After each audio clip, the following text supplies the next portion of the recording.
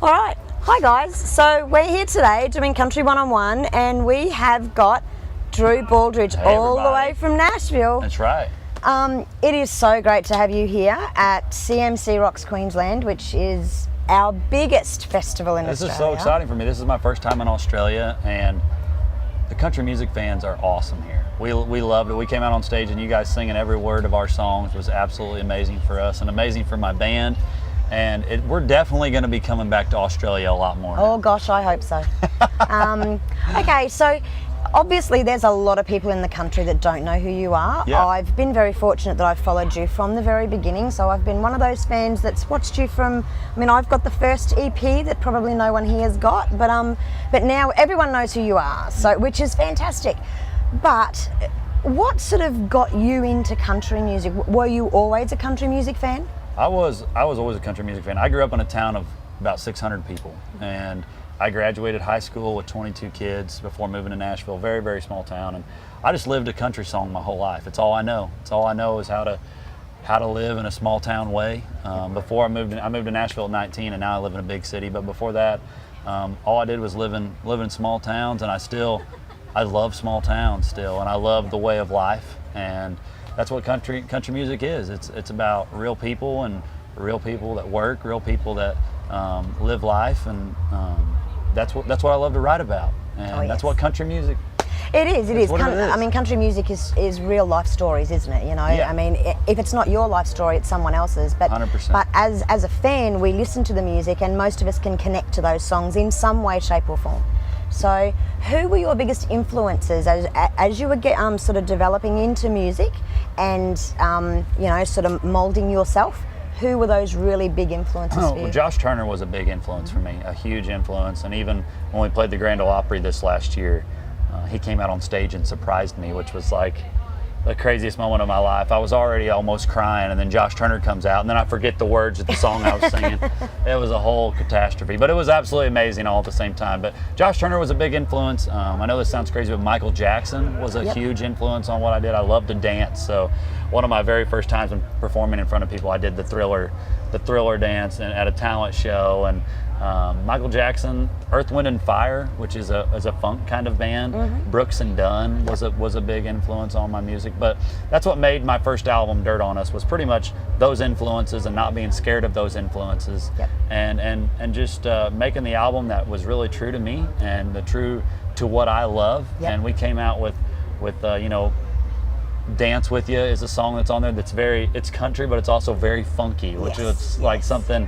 I say if Michael Jackson was doing country music, he'd do something like that. That's you know? exactly what he did, which must be why I like it so much, because I'm a massive fan of Michael and of MJ, and I'm a huge fan of Drew Baldridge. And that's what I'm talking about.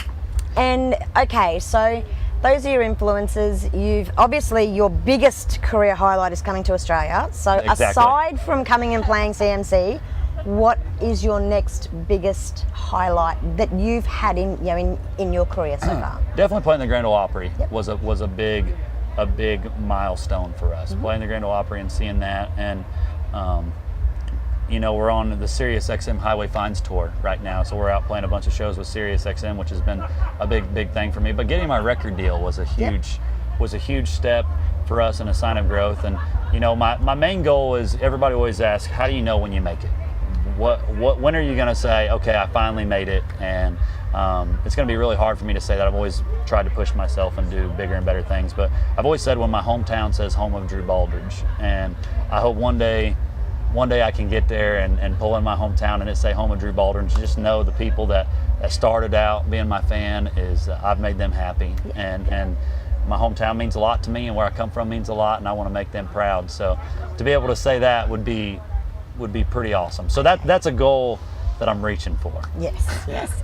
Now, obviously, you've been here, in Australia for a few days now. Yes. I know you've been and seen some kangaroos, and you've held a koala, and done all those fun things everybody likes to do when they come to Australia. But there's one thing you haven't done yet, and we're going to get you to do that. I haven't tried Vegemite. You have not tried Vegemite. So, guys, we're going to get Drew to try some Vegemite. Oh no! I've heard it's terrible. It's It's not that bad. It's not, and to be honest, you guys grow up with peanut butter and jelly, yeah? Yeah. I mean, this is what we raise our children on. Like, we have kids, this is a spread, so we would have this on a sandwich. A lot of people would have like Vegemite and cheese, just plain Vegemite. We have it on our toast, we have it on muffins. It is just the Australian way, so you've got to try it. Ladies and gentlemen, Vegemite, here we go.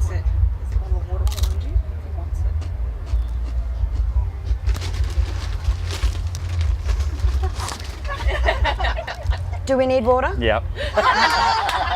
But it's not terrible. Well, see, I told you it wasn't terrible. Well, You even ate the whole lot. Well done. and I'm really picky. I'm a picky eater.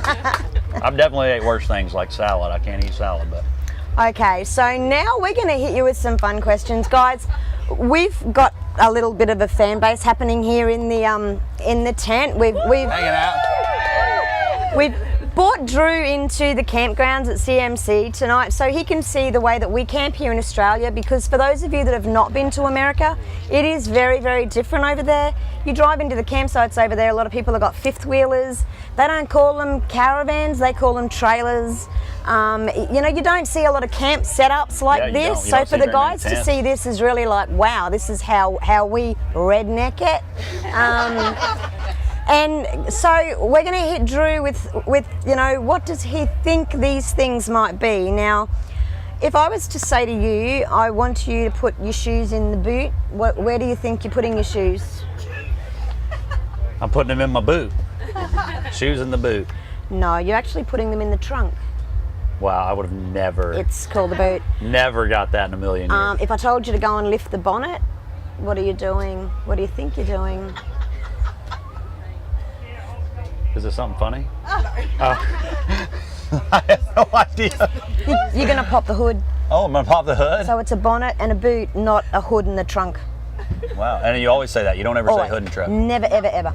I'll tell you a really short story. I went to the States, it was 2015, I think. We'd driven all the way up to North Carolina, I think it was, to see Jason Aldean. Yeah. And it was freezing. I'm talking ice, snow, the whole shebang, right? Standing outside, our toes went numb. It was so cold. But we had gone into Walmart and bought a case, as you would call it, a case of Coke. We call it a carton.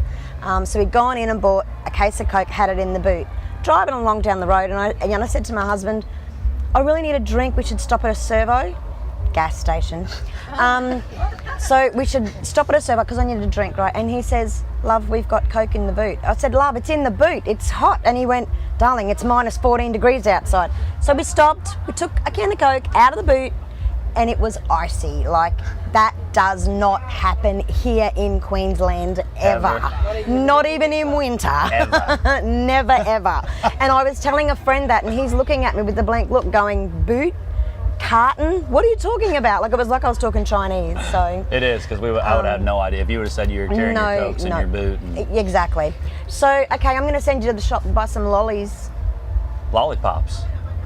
Close. Lollies is actually candy. Oh, okay. So, I mean, we call all candy lollies over here. Oh, wow. All of it. You've obviously heard that, if you went to a restaurant to order a meal and you ordered steak and chips, you wouldn't get steak and potato chips. I know that's what you get back home. They get steak with a packet of potato chips. It really does come out on the plate. It's fries. We call chips. Oh, okay. Fries Makes sense. and stuff here. Yeah. Guys in the crowd, do you have anything that you may like to ask Drew? Like, let's throw a couple of questions out to you. I have one. Okay, bring it on. She's G-rated. Do you have a pair of thongs? Those are like sandals. I got a pair of sandals. Like those, yeah. Thongs, yeah. Yeah. I don't wear the ones between my toes, though. I wear the... Bless him. Yeah. Bless him. Gosh, love him. That's fine. All right, anyone else? Yep. All right, bring it on. What would you be doing if you weren't doing music? Yes. Oh, man. I was going to go to college and play baseball. And so I would have tried probably to go on to the major league, probably would in my head, and play baseball. I don't think I would have made it that far.